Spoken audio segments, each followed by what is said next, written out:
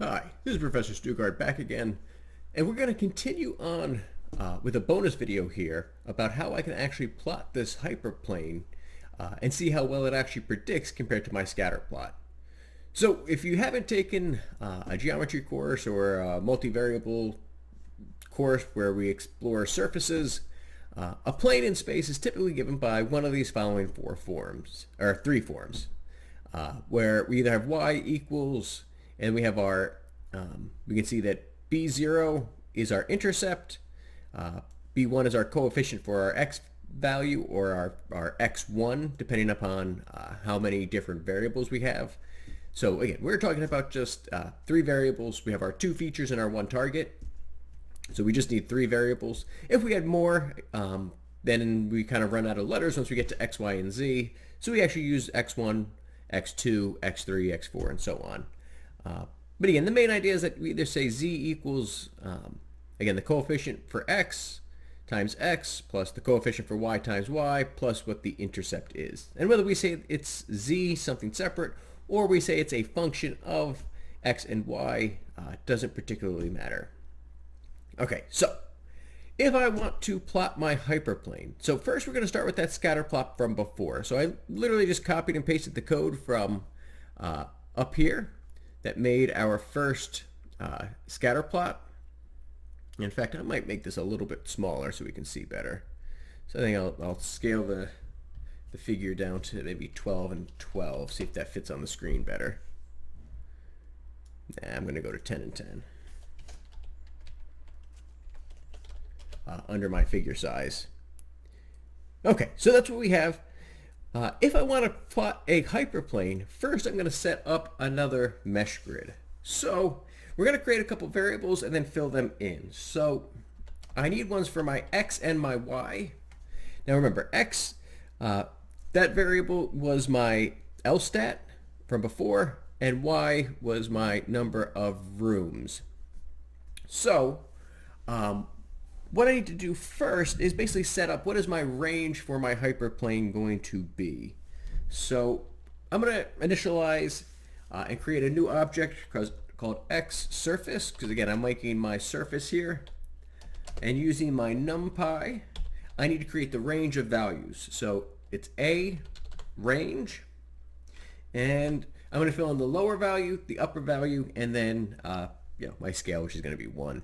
So again, if I look at my grid here, it goes from 0 up to 35. Let's give ourselves a little bit of wiggle room here. So let's do from 0 to 40, and we'll scale ourselves by 1. So again, my x variable, this is for LStat, and then my y surface equals np dot a range. So again, not a range like put things in order, but what is the axis range going to be? The A range for axis range. And here, let's see, it goes from, looks like 3 to like 9. Let's go all the way, let's start at 0. And again, we'll go 1 bigger. So from 0 to 10 to 1, and that'll be for the rooms. So now we know how big we want it to be, and so we create our mesh grid from there. So we're going to update it by using that mesh grid formula. So the x surface, make sure I spell things right, x surface comma y surface is going to be equal to, so again, we're going to update this using our mesh grid. So that's from the numpy, so np dot mesh grid. And our mesh grid is basically coming up from our x surface and our y surface. So x underscore surface and y underscore surface. So yeah, we basically defined ourselves a range in terms of the x and the y, and then now we created our mesh grid using that x and our y and just updating, restoring it. Okay, so we know our model is the model, and again, we had up here, we were able to find the intercept is model.intercept, and our coefficients are model.coefficient. Now we have two coefficients here, and so we're going to use each of those, well, over here in my formula for the hyperplane, which means we're going to have to use indexing. Remember, this is a there's two entries in this particular vector, so we'll use our indexing, 0 for the first index and 1 for the second index. And so what we're going to do now, so z equals, so again, I'm going to call my function z. And we're going to kind of set up that dummy variable lambda again, just to basically kind of hold some values for us. So lambda of x and y. And the way we're going to define this in our parentheses. So our model that we created, dot the intercept, right? That's our intercept with the underscore there, plus. So again, this is, we're using basically this setup here where it's the intercept first plus, and I'm going to call the coefficient, that first coefficient, so model.coefficient, nope, just one F, model.coefficient underscore, and then I use the brackets to index, so I want the first one, and so that'll be times x. And remember, in programming language, if you want to multiply things together, you need the times sign. I know we leave that out when we write things, but programming languages need the times sign. And then we need the coefficient for y. So model.coefficient underscore bracket 0 times my y variable. Y variable, good. So that creates my function z. That is my function z for my hyperplane. That is the what I'm going to plot on top of this mesh grid. So now I actually just need to, well, basically plot it. So again, if you remember ax, that is when I originally defined my scatter plot, ax is my figure here. And so ax dot, and now I want to plot a surface, which means I need to use the function plot surface. Spell that right, surface.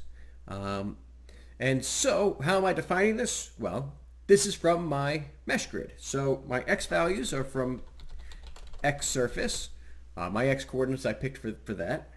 My y values are the y surface. The y values I picked for that. And then my z is, well, my function that I just created, my function for z. Now, again, z is a function that takes the two variables x and y. Again, this is basically a user-defined function that, again, accepts the two values x and y, plugs in the x and plugs in the y.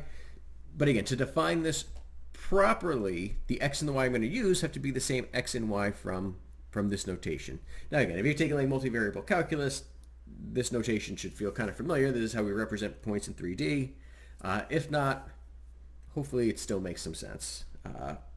Again, in my function, I'm plugging in the x surface value and the y surface value. So there's my plot. I'm going to just, well, here, we'll plot this and then we'll see how we have to adjust some of our arguments to make it look a little bit better. So plt.show. I run my code and, ooh, we have this blank grid here. That doesn't look good. I can't even see through it. So let's adjust some of our, and the intercept looks like it's a little low there. Let's adjust some of our argument. So inside the plot surface function, I'm going to add a comma, and just to make my code a little bit more readable, I'm going to hit enter to go down to the next layer. So a few things we're going to define here. R stride equals 1, comma, C stride equals 1, color equals, and in this case, again, I want to be able to see through this, so my color I'm going to set as capital none, comma, and I want to be able to see through it, so alpha equals 0.4. Remember, that's the opaqueness. So I run my code, and there is my plot. Something looks a little off though. What is it that looks off in this case?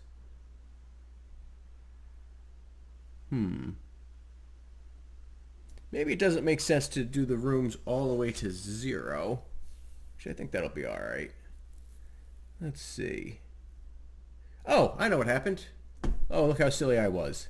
Inside my function for z, I used the same coefficient twice. I indexed the first coefficient with 0 for x. I need my coefficient for y, right? That's why it didn't match up. I run my code. That looks much better. And now I can see my hyperplane going through my data points, and we can see that this is a pretty good estimation. All right, so yeah, just kind of a bonus on how to plot our hyperplanes with our scatter plots together just to see how well our predictions actually work.